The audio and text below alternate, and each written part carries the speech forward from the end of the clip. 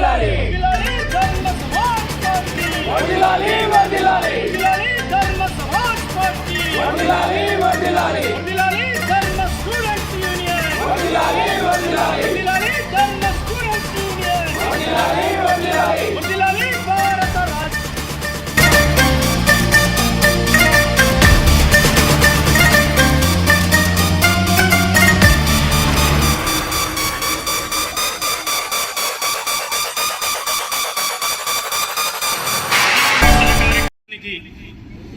హాజరైనటువంటి ధర్మ సమాజ్ పార్టీ హైదరాబాద్ నాయకులకి, ధర్మ స్టూడెంట్స్ యూనియన్ నాయకులకి, ప్రజాస్వామ్యవాదులకి, ఈ సమస్యని యావత్ తెలంగాణ ప్రజలకు తెలియజేస్తున్న క్రమంలో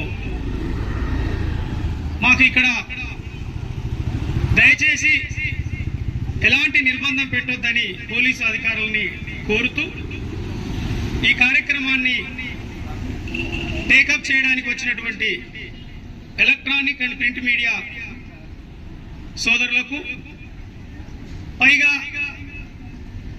ఎస్సీ ఎస్టీ బీసీ మైనార్టీ పేద ప్రజలందరినీ గౌరవించే సమాజానికి, ప్రజాస్వామ్యవాదులందరికీ పేరు పేరున నమస్కారాలు. జై భీమ్, భీమ్ వందనం. అయ్యా, ఈ తెలంగాణ రాష్ట్రంలో ఒక పాలన పోయి పేద ప్రజల పాలన రావాలని ఆశించి కొట్లాడితే ప్రస్తుతం కాంగ్రెస్ గవర్నమెంట్ కొనసాగుతా ఉంది. ఏ జిల్లాలో అయితే అత్యంత పేదలుగా నివసిస్తూ ప్రైవేట్ స్కూళ్ళకు పోయి చదువుకోలేని దుస్థితిలో ఉన్న ఓ ఎస్సీ ఎస్టీ సామాజిక వర్గానికి సంబంధించిన, రోజు పని చేసుకుంటే గాని బుక్కడి భూమ దొరకని ఆ కుటుంబాల పిల్లలు భువనగిరి సంక్షేమ హాస్టల్లో చదువుతున్న, అదేవిధంగా సూర్యాపేట సంక్షేమ హాస్టల్లో చదువుతున్న ఆ పిల్లల దీనమైన స్థితిని చూసి కూడా నేటికి ఈ ముఖ్యమంత్రి గారు కావచ్చు, మంత్రులకు కావచ్చు, ఆ ప్రాంత ఎమ్మెల్యేలకు కావచ్చు, కనీసం వాళ్ళ దృష్టిలో కూడా ఈ సమస్య లేనట్టుగా మేము గుర్తించాం. కాబట్టి ఇది అత్యంత బాధాకరం. పేదల అంటేనే వీళ్లకు అలర్జీలాగా ప్రవర్తిస్తున్న ఈ నాయకుల తీరును మేము ఖండిస్తున్నాం, సిగ్గుపడతా ఉన్నాం.